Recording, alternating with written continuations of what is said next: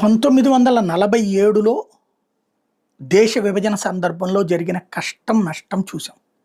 మనం మారల. కాశ్మీర్ ముక్క చెక్కలైంది. హిందువు మారల. ఆ తర్వాతన మన కళ్ళ ఎదురుగుండానే 11 రాష్ట్రాల్లో హిందువులు మైనారిటీలయ్యారు. మనం మారట్ల.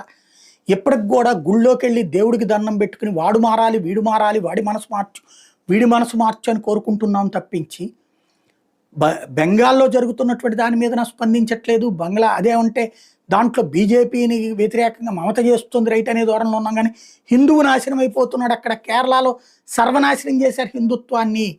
ఇట్లాంటి వ్యవహారాలు ఎందుకు మనం ఆలోచించట్లేదు? చివరికి వందే భారత్ రైళ్లని కూడా అంగీకరించలేని మనస్తత్వంతో ఉన్నవాడు మన మధ్యనే ఉన్నారన్నటువంటి విషయాన్ని ఎందుకు పట్టించుకోవట్లేదు? కాశ్మీర్లో మన కళ్ళ ఎదురుగుండానే ఊచకోతకు గురయ్యారు 92, 93 అన్నటువంటి విషయాన్ని ఎందుకు పట్టించుకోవట్లేదు? సమాజం కనుక